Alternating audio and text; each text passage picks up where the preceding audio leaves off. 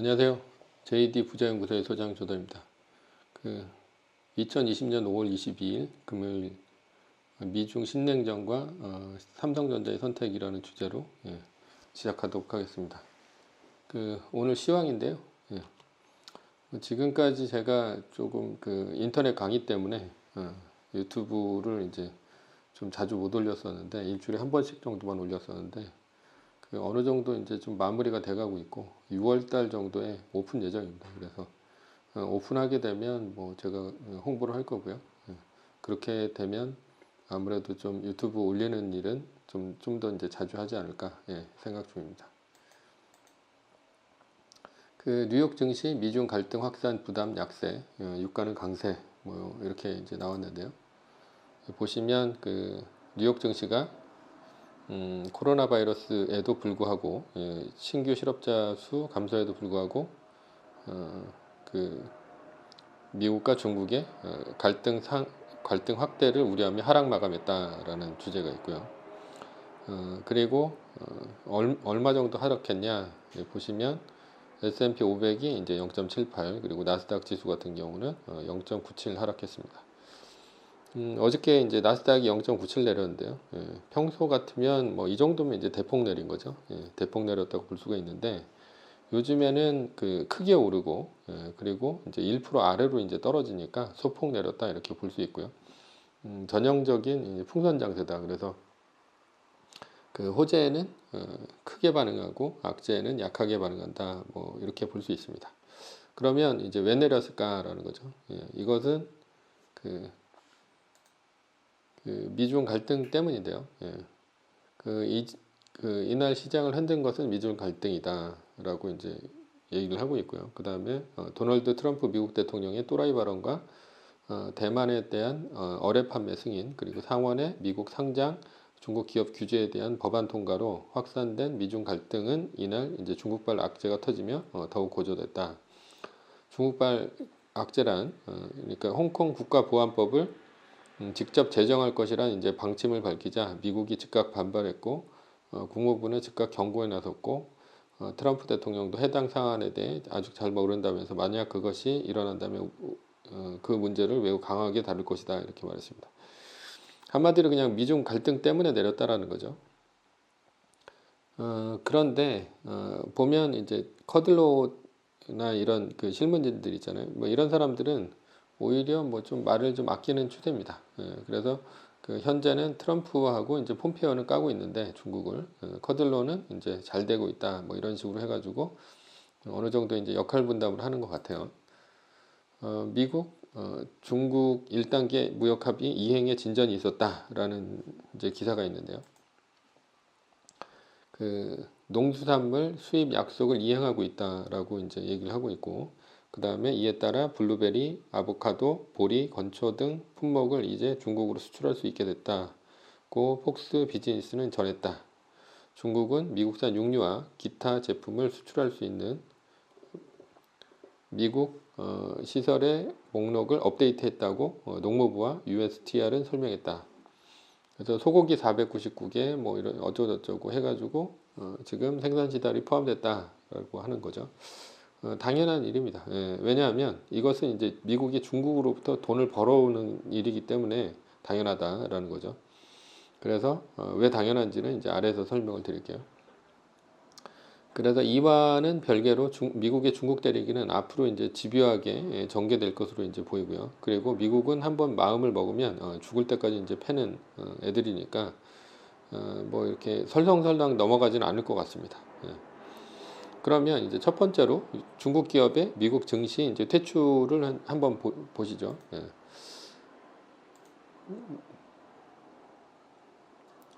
퇴출 법안이 이제 의결됐다라는 게 있는데 양해 기간에 더 험악해진 G2 해가지고 중국 최대 정치 행사인 양해가 21일 개막한 가운데 도널드 트럼프 대통령이 중국 기업의 미국 증시 퇴출 법안을 의결하면서 양국 관계가 험악해지고 있다. 특히 미국은 중국을 독재 국가라고 노골적으로 비판하면서 대만의 추가 무기 판매를 허용하면서 전방위 압박에 나선 모양새다. 그래서 이게 이제 해외 기업 책임법 이라는 것을 이제 만장일치로 통과를 했다라는 거죠. 미국이 이제 잘하는 것이 있습니다. 미국이 잘하는 게 그 남한테 돈을 벌어가지고 이제 적국을 압박하는 겁니다. 그래서 원래 1980년대 소련하고 이제 군비 경쟁을 하는 미국이 이제 소련을 멸망시킬 때 쓰던 방법인데요. 미국은 이제 동아시아나 서유럽 이런 쪽에 이제 그 긴장을 고조시킵니다. 긴장을 고조시키는데 소련이 위협이 심각하다. 그래가지고 뭐 비디오 같은 것도 만들어 돌리고 그러죠. 그래서 뭐 더데이 애프터 뭐 이런 비디오 같은 것도 돌리고 그래서 핵전쟁이 일어나면 뭐 지구가 절멸한다 뭐 이런 것들을 하는 거죠. 예. 그렇게 되면 이 동아시아나 서유럽 같은 경우는 미국으로 이제 수출을 해서 이제 돈을 벌잖아요. 돈은 뭐 물론 달러죠. 그런데 이제 핵전쟁이 코앞에 왔다. 뭐 이런 핵전쟁이 이제 대비해야 된다. 뭐 이런 식으로 하게 되면 미국이나 이제 소련이나 둘 다 이제 군비 경쟁에 이제 들어갔다는 얘기죠. 그런데 만약에 이런 이제 군비 경쟁이 들어가면서 소련 같은 경우는 미국을 이제 타격할 수 있는 유일한 무기가 뭐냐라고 했을 때 대륙간 탄도미사일입니다. 그러면 미국은 이제 뭘 개발을 하냐? 우주에서 이제 그 SDI 계획이라고 해서 스타워즈 계획이 있습니다. 그래서 그 인공위성으로 그 날아오는 대륙간 탄도미사일을 쏴가지고 이제 없애버리는 거죠. 그렇게 되니까 군비가 이제 천문학적으로 늘어나는 거예요. 늘어나게 되는데 그 소련하고 미국하고 이제 반대 입장입니다. 뭐가 반대 입장이냐? 소련은 중국이나 북한, 뭐 동유럽 아니면 남미 뭐 이런 이제 친소련계 나라들이 좀 못 살았잖아요. 그러니까 얘네들한테 오히려 자금을 대주면서 이제 군비를 증강을 시켰고요. 근데 이제 미국 같은 경우는 동아시아나 서유럽은 그런 나라들보다 잘 살았죠. 예, 시장 경제 체제니까. 그러니까 얘네들을 이제 압박해가지고 방위비를 이제 분담했다라는 거죠. 그래서 방위비 분담금을 올리고 그리고 이제 미국의 이제 로키드 마틴이라든가 뭐 레이시온이라든가 이런 그 기업들을 통해 가지고 군사 무기를 이제 많이 팔아먹었습니다. 그러니까 소련은 돈을 줘가면서 군비 증강을 한 거고요. 미국은 돈을 받아가면서 군비 증강을 한 거기 때문에 애초서부터 미국이 이길 수밖에 없는 게임이죠. 지속되면 지속될수록. 따라서 그 시장 경제도 아니고 비효율적이면서 돈을 더 많이 쓰는 소련이 망하는 건 이제 당연한 일입니다. 그런데 이제 현재 중국하고 미국의 이제 현재를 한번 본다면 중국은 오히려 이제 미국에서 돈을 벌어가지고 패권을 미국에서 이제 빼앗아 오려고 하는 중에 있죠. 그런 와중에 이번 이제 코로나 위기 때문에 이제 그 천문학적인 돈이 풀렸습니다. 그래서 그 신문 기사가 있는데요.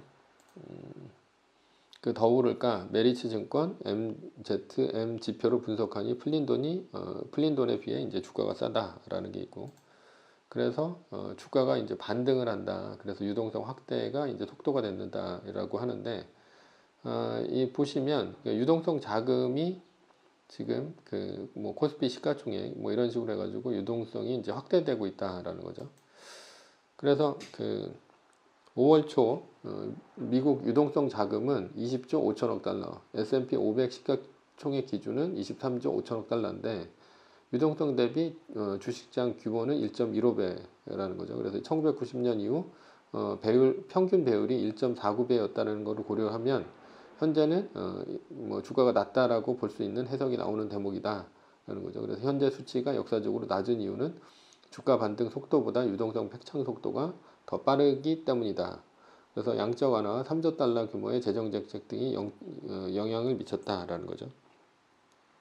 한마디로 아직 이제 풀린 돈에 비해서 주가가 싸다는 거예요. 그래서 돈을 많이 풀었기 때문인데 현재 이제 푼 돈이 2조 9천억 달러인데 2008년도 금융위기 당시에 이제 푼 돈이 얼마냐면 내내 푼 돈이 3조 5천억 달러입니다. 그런데 이미 이제 2조 9천억 달러를 풀었고 그 다음에 추가로 미국이 이제 3조 달러를 이제 더 푼다는 얘기죠. 그러니까 돈의 가격이 이제 더 싸질 전망이라는 거죠. 미국 얘기입니다. 이러면 어떻게 되는가라고 한다면 장기적으로 우상향하게 되어 있습니다. 그래서 이제 가장 위험한 자산이 미국 국채가 된다는 얘기죠. 오히려. 그래가지고 미국 국채에 들어갈 돈이 어떻게 됩니까? 오히려 미국 주식으로 이제 가게 된다는 얘기인데 여기서 우리가 착각하지 말아야 될 게 미국 주식에서도 안전한 주식이 있고 그 다음에 불안한 주식이 있다라는 거죠. 그래서 지금 이제 여행이나 호텔이나 뭐 이런 주식들은 아무래도 이제 컨택트하는 주식들은 좀 안 좋다는 얘기고 그리고 오히려 이 이 언택트한 주식들 있죠. 예, 클라우드나 IT. 그래서 그 뭐 애플이나 마이크로소프트 뭐 이런 아마존 이런 주식들이 이제 더 올라간다는 얘기입니다. 예. 그런데 그러니까 앞으로 이제 주식이 꾸준히 우상향한다는 얘기입니다. 예. 그런데 중국이 미국 시장에 있다면 어떻게 되냐 이거죠. 예, 중국 기업이. 그 미국이 이제 풀린 유동성을 이제 중국 기업이 흡수할 수도 있다라는 거죠. 예. 따라서 미국은 이런 중국 주식에 투자하는 것을 막는다는 얘기가 되는 거죠. 그러니까 한마디로 지금 이제 식냉전이 이제 벌어지고 있는데 미국하고 중국 사이에 그 초입이라고 볼 수 있죠. 그래서 미국은 이제 중국의 돈줄을 막을 수 있다라는 겁니다. 그렇게 되면 중국이 돈을 벌어가면서 미국과 이제 패권 다툼을 할 수 없도록 만든다는 얘기죠. 예. 그러니까 중국 기업을 퇴출하게 되면 나스닥에 상장돼 있는 아니면 뭐 뉴욕이나 이런 데 상장돼 있는 중국 기업을 퇴출을 한다면 중국이 미국으로부터 돈을 벌어가지고 미국과 싸우는 일은 없다라는 얘기입니다.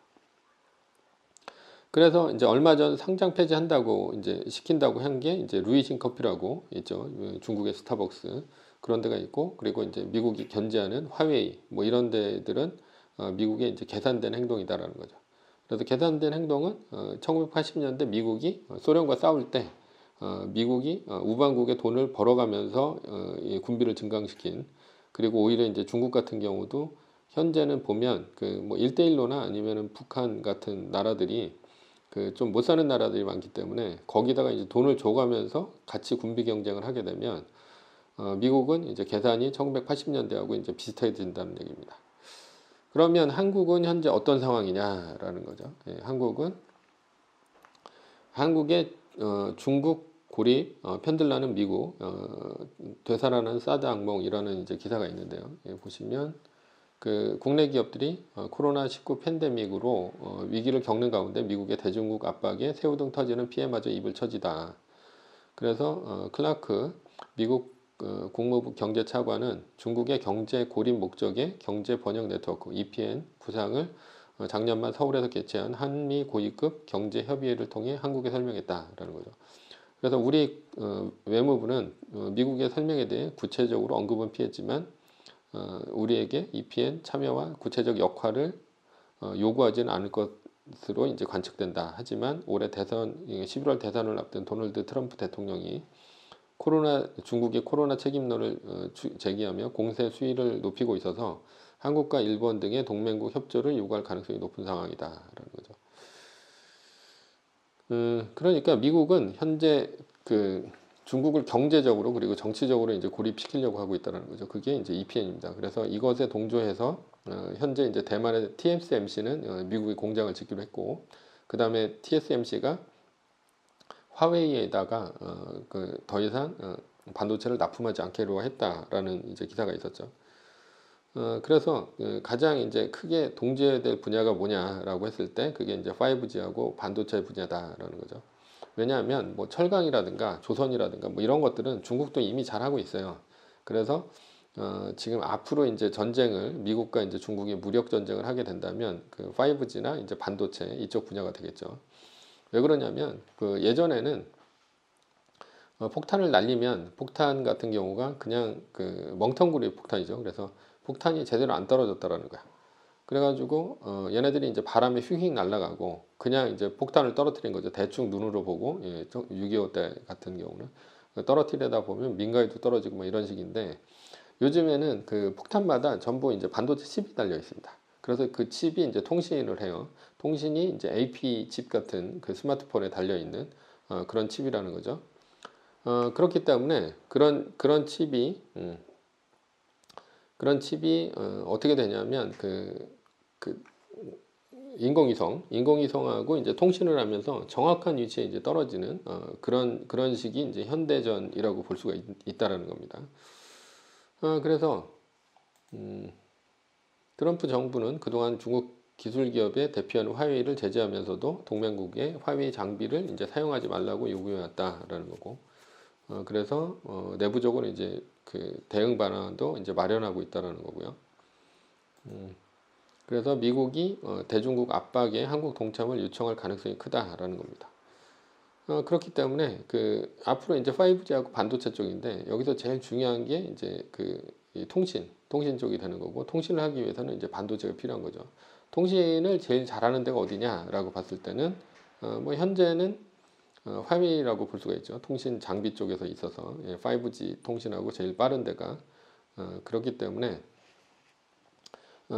여기 보시면 그런 그 통신 장비를 잘하는 이제 5G를 제재하기 위해서는 뭐 앞으로 이제 5G 전쟁이라고 보시면 됩니다. 그래서 그랬을 때 이제 반도체를 이제 막을 필요가 있다라는 거고, 이 반도체를 막게 되면 중국이 군비 경쟁을 한다 하더라도 어마어마한 설비를 다시 늘려야 됩니다. 뭐 SMIC라고 해가지고 중국의 반도체 장비를 이제 반도체 나노메터 공정을 하는 데가 있는데, 현재는 거기는 한 뭐 14나노 정도 공정을 하고 있기 때문에 TSMC나 아니면 삼성전자에는 턱없이 미치지 못한다는 얘기죠. 그래서 만약에 그걸 또 이제 끌어올리려면 5나노 공정이라든가 이런 게 뭐 가능하지도 않을 뿐더러, 만약에 가능한다 하더라도 천문학적인 돈이 들어가요. 천문학적인. 그래서 뭐 11조 원을 이제 드린다. 11조 달러인가? 하여튼 그 정도를 들여가지고 반도체 공장을 짓는다.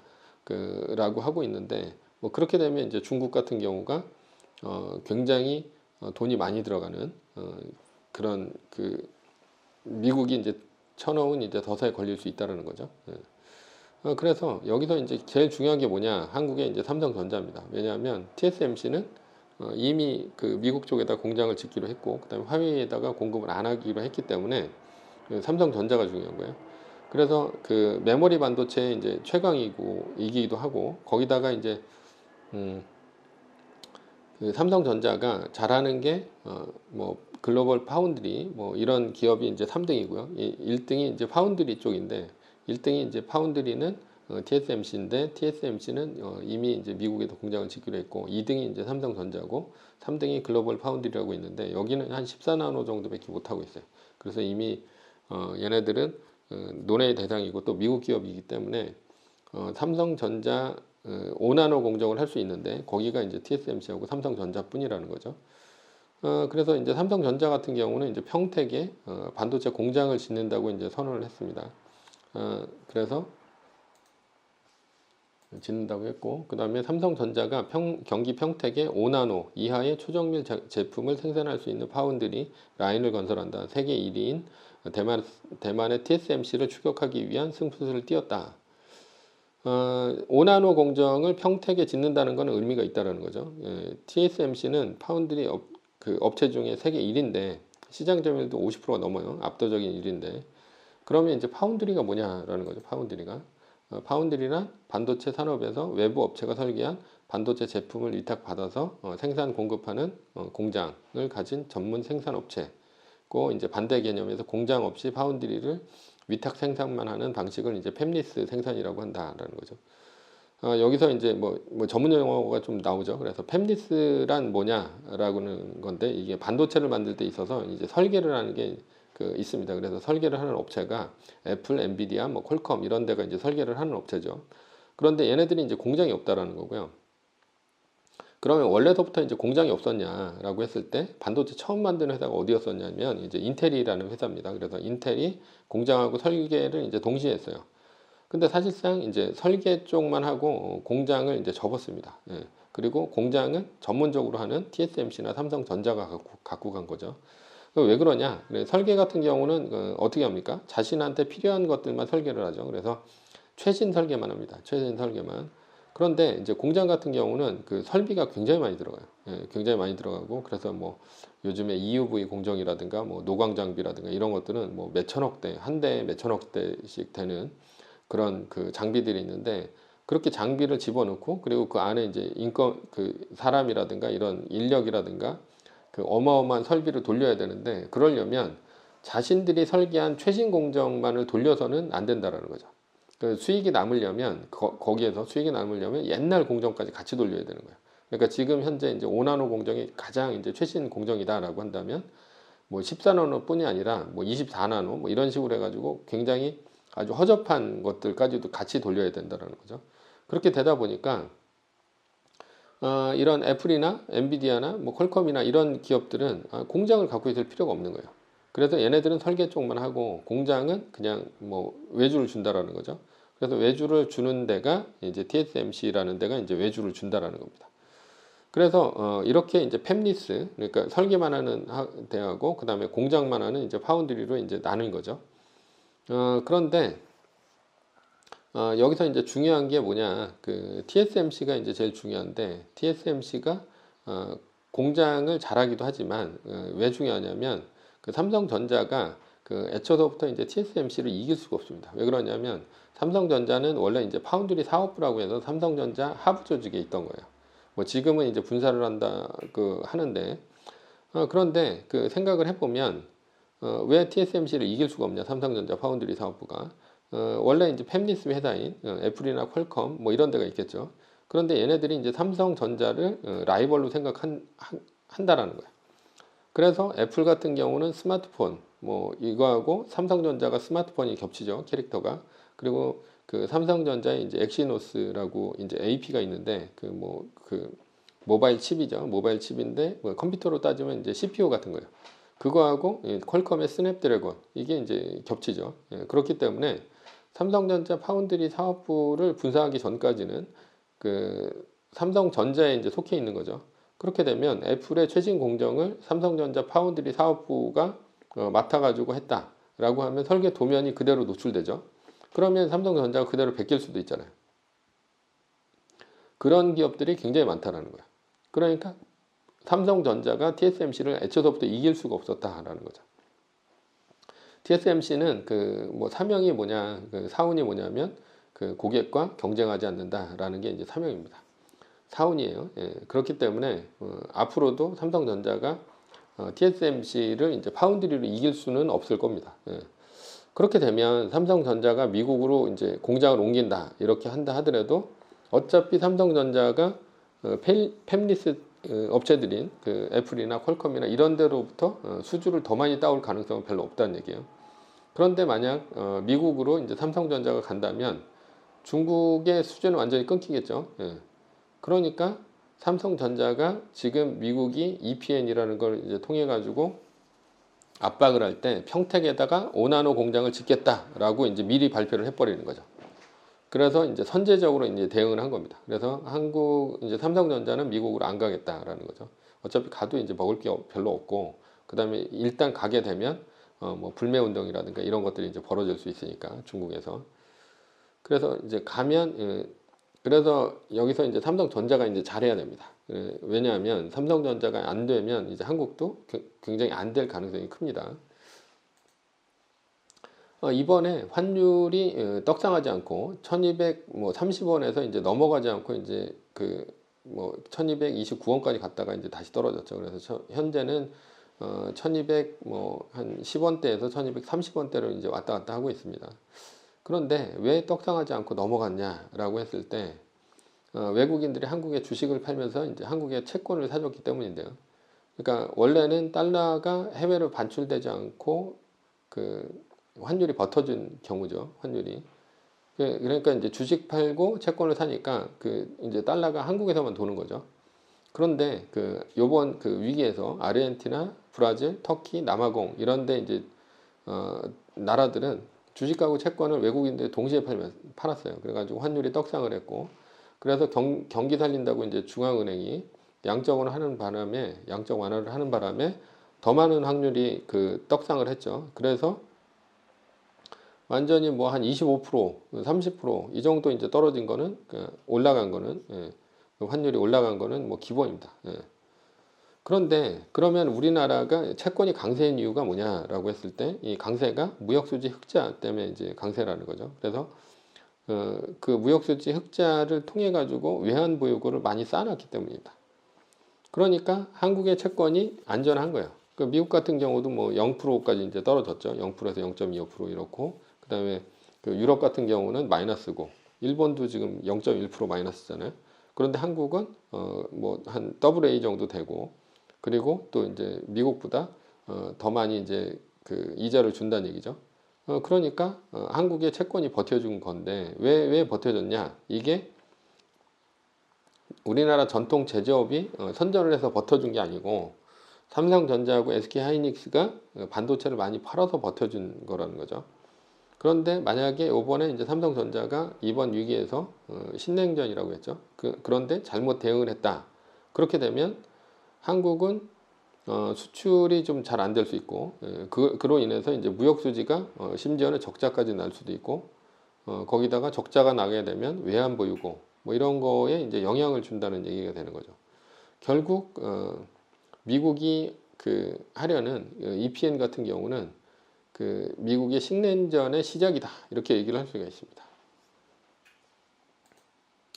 그래서 이제 삼성전자가 잘해야 된다는 얘기입니다.